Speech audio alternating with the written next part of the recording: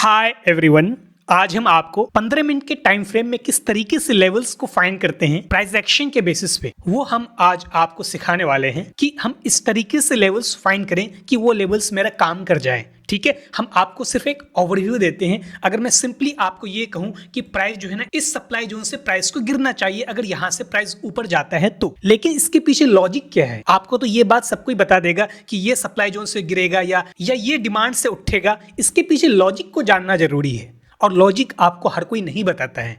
ठीक है, तो इन सब के बारे में हम आज जो है ना बहुत ही सिंपलेस्ट वर्ड्स में आपके साथ बात करने वाले हैं। आपको इस तरीके से समझा देंगे कि एक 10th के बच्चे को भी समझ आ जाएगा अगर मैं ये चीजें उसको समझाऊं तो। ठीक है, बहुत ही सिंपल तरीके से बताएंगे, कोई भी इंडिकेटर यूज नहीं करेंगे और ना ही इंडिकेटर यूज करते हैं और ना ही आपको करने के लिए एडवाइस करते हैं। ठीक है, फर्स्ट टाइम आए हो तो सब्सक्राइब कर लेना, कंटेंट बहुत यूजफुल होने वाला है, लाइक कर देना। ठीक है, अब चलो मैं इस चार्ट में आपको सिंपल एनालिसिस के थ्रू जो है ना 15 मिनट में कैसे लेवल्स को फाइंड करते हैं वो बताने वाले हैं। तो 15 मिनट के अगर मुझे ये लेवल्स फाइंड करने हैं ना कि ये लेवल काम करेगा या ऊपर के जोन्स काम करेंगे, आखिर यहीं से इसी एरिया से प्राइस क्यों गिरा, ये भी तो एक इंपॉर्टेंट क्वेश्चन है ना। ये जानना आपको बहुत जरूरी है, रीजंस जानने जरूरी है, लॉजिक जानना जरूरी है। सिर्फ ये कह देना कि यहां से प्राइस ऊपर उठ जाएगा या यहां से प्राइस नीचे गिर जाएगा, ये एनफ नहीं है। एक ट्रेडर के लिए लॉजिक को जानना इंपॉर्टेंट होता है, रीजंस को जानना इंपॉर्टेंट होता है। ठीक है, तो हम सबसे पहले ना देखो वीकली का कैंडल तो क्लोज हो चुका है ना, मैं ना आपको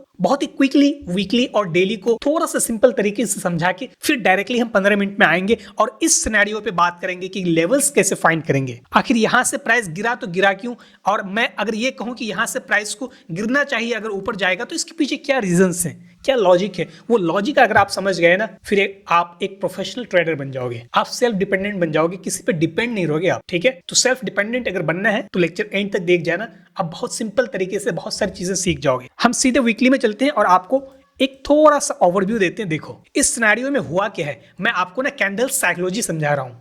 ये जो कैंडल्स प्रिंट हो रहा है ना इसके पीछे क्या लॉजिक है, ये अपने आप में आपको क्या इंडिकेट कर रहा है। हर चीज का अपना एक लैंग्वेज होता है, ये आपका चार्ट का लैंग्वेज है, ये जो कैंडल्स के फॉर्म में है, तो इसको समझना ही कैंडल्स की साइकोलॉजी को समझना कहलाता है। ठीक है, अब देखो इस करंट सिनेरियो पे अगर आप ध्यान से देखोगे ना, एक्चुअल में हुआ क्या है, जब प्राइस यहां से नीचे आया ना तो ये सप्लाई जोन तो वो बना के नीचे आया था ना।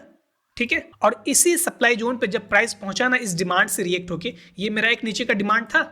जब प्राइस नीचे आया वीकली में तो एटलीस्ट वीकली के डिमांड से उठेगा, ये मैंने आपको ऑलरेडी कई लेक्चर्स में बता चुका हूं। तो ये वीकली का डिमांड था, इसी वीकली के डिमांड में जब प्राइस आया तो यहां से रिएक्ट होके जो है ना फिर इसी सप्लाई में पहुंचा है वीकली का, और इसी सप्लाई से रिएक्शन आपको ये देखने को मिल रहा है। अब इस करंट वीक का जो कैंडल क्लोजिंग दिया है ना, ये जो करंट वीक का कैंडल है ना, ये कुछ अपने आप में आपको बता रहा है। ये एक पिन बार टाइप का कैंडल है जिसमें टॉप से रिजेक्शन आ रहा है। अगर आपने कैंडल साइकोलॉजी वाले लेक्चर देखा है तो आपको बहुत अच्छे से ये चीजें समझ आएगी। देखो इस सप्लाई जोन से प्राइस रिएक्ट होने के बाद जब इतना बड़ा वीक बनाया ना, तो अगले वीक का कैंडल देखो पूरी तरीके से सेलर्स हेवी रहा है। उससे नेक्स्ट वीक का कैंडल ये है, करंट वीक का जो कैंडल है, इसमें भी आपको टॉप से ही रिजेक्शन दिख रहा है। बॉटम से कोई सपोर्ट दिख रहा है कि वीकली में, बड़े टाइम फ्रेम में नहीं दिख रहा है। मैं आपको बड़े टाइम फ्रेम इसलिए समझा रहा हूं क्योंकि बड़ा टाइम फ्रेम का जो मूवमेंट होता है ना, छोटे टाइम फ्रेम ऑटोमेटिकली उसको फॉलो करता है।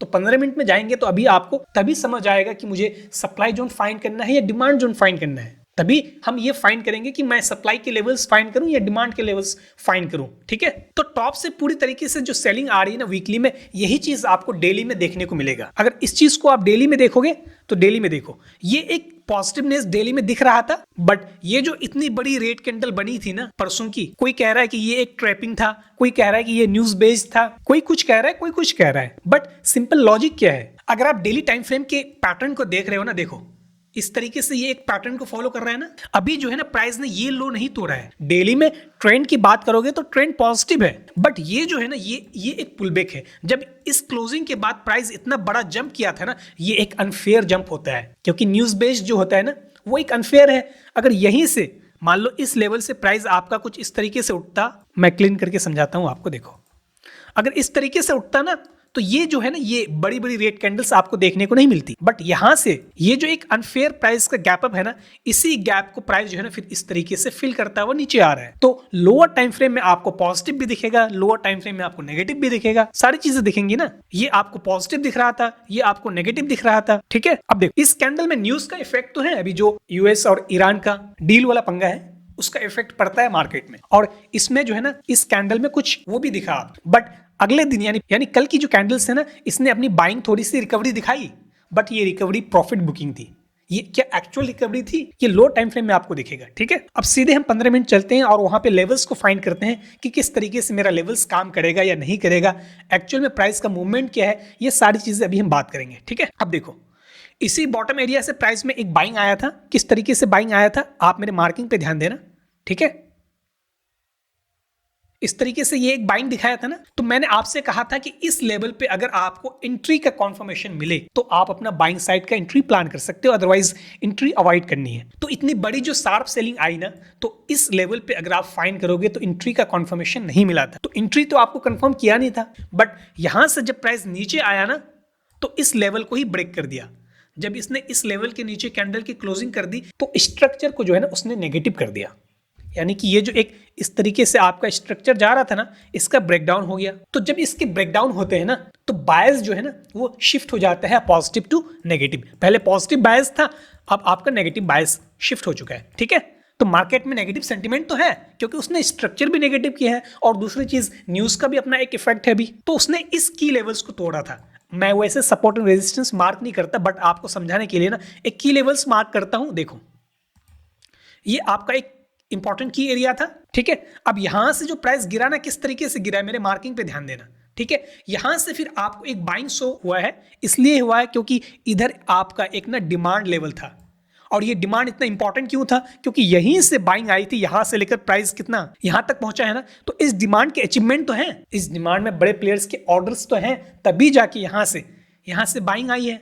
और ये बाइंग सिर्फ नए ऑर्डर्स के नहीं है, ये प्रॉफिट बुकिंग की भी बाइंग है, क्योंकि जिसने यहां से टॉप से सेल किया है तो यही बॉटम एरिया तो उसका टारगेट पॉइंट होता है ना, तो इसलिए इतना शार्प जो है ना आपको रिकवरी देखने को मिला है। बट एक चीज आप देखो, यहां से जो बाइंग आई थी ना प्राइस में, किस तरीके से आई है, मेरे मार्किंग पे आप ध्यान देना। देखो, सबसे इंपॉर्टेंट चीज अब बता रहा हूं, आप यहां इस एरिया पे पहुंचने के बाद ये मेरा की लेवल्स था, ये एरिया मेरा की लेवल्स था। किस तरीके से ये की लेवल्स था, देखो, फर्स्ट टाइम यहां से सपोर्ट लिया है प्राइस ने, सेकंड टाइम उसी एरिया से लिया है, थर्ड टाइम इसी एरिया से सपोर्ट लेके प्राइस जो है ना इतना ऊपर तक गया है। जब यहां से प्राइस नीचे आता है तो ये जो की एरिया ब्रेक होता है ना, ये मेरा एक इंपॉर्टेंट की एरिया बन जाता है, बिकॉज क्योंकि मल्टीपल रिएक्शंस यहां से आए थे। ठीक है, तो ये जो सपोर्ट एरिया था ना, जब इसको ब्रेक किया गया है तो यही एरिया मेरा एज ए रेजिस्टेंस काम करेगा, जिसको चेंज ऑफ पोलैरिटी कहते हैं। ठीक है, वैसे मैं आपको सपोर्ट एंड रेजिस्टेंस बताता नहीं हूं, मैं आपको ज्यादातर मार्केट स्ट्रक्चर के बेसिस पे ट्रेडिंग सिखाता हूं, बट यहां पे एक की एरिया बहुत ही क्लियरली शो हो रहा था, तो इसलिए मैंने आपको ये बता दिया। ठीक है,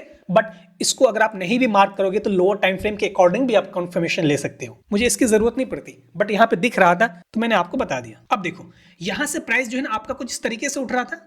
ठीक है, इसी की एरिया से रिएक्ट होने के बाद प्राइस नीचे आता है और इस लो पॉइंट के नीचे कैंडल की क्लोजिंग करती है। जो ही कैंडल की क्लोजिंग मिली तो ये जो अपना इंटरनल स्ट्रक्चर है ना, इस इंटरनल स्ट्रक्चर का ब्रेकडाउन हो जाता है प्राइस। और ऑब्वियसली बात है, जब इंटरनल स्ट्रक्चर का ब्रेकडाउन हो जाए तो इसी एरिया से आपको सेलिंग देखने को मिलेगा, और एटलीस्ट वो ये लो तो तोड़ेगा।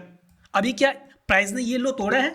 नहीं तोड़ा है ना, ये लो टूटना बाकी है। इसीलिए मैं आपसे कह रहा हूं कि ये जो मेरा सप्लाई जोन है ना, ये जो 15 मिनट के की लेवल से, ये मेरा इंपॉर्टेंट की लेवल से। ठीक है, अगर प्राइस इस लो को बिना तोड़े यहां से ऊपर जाता है और इस सप्लाई एरिया में अगर आपको एंट्री का कंफर्मेशन देता है, जो मैंने different 6 types of entries playlist में अपलोड करके रखे हैं, अगर आपने देखी है तो आपको पता होगा, अगर वो एंट्री का कंफर्मेशन मिले तो आप अपना सेल साइड का ट्रेड प्लान कर सकते हो, और आपका मिनिमम जो टारगेट लेवल होगा ना, वो ये लो पॉइंट तोड़ने का हो। ठीक है, तो सबसे मेन जो मेरा एरिया बना ना, वो यही एरिया बना। अगर एंट्री का कंफर्मेशन मिले यहां से तो आप अपना डेफिनेटली सेल साइड का ट्रेड प्लान कर सकते हो, बिकॉज क्योंकि उसने स्ट्रक्चर तोड़ चुका है। जो इस तरीके से एक स्ट्रक्चर जा रहा था ना, इसके नीचे क्लोजिंग देके ये अपना एसएल पॉइंट बनाया और ये आपका एंट्री पॉइंट बनाया है। बट कंडीशन ये है कि एंट्री का कंफर्मेशन जरूरी है, क्योंकि प्राइस में बहुत शार्प मूवमेंट आ रहा है, कभी अपसाइड कभी डाउन साइड, लेकिन एंट्री का कंफर्मेशन जहां मिलेगा वहां आपको ट्रेड दे जाएगा। ठीक है, आई होप आपको क्लियरली समझ आई होगी। कोई डाउट्स हो तो पूछ लेना, लाइक नहीं किया तो कर देना, औरों तक भी शेयर करना। बहुत सारे लेक्चर्स मैंने अपलोड करके रखे हैं, अगर आप देखना चाहो तो देख लेना। ठीक है, see you in the next one, bye.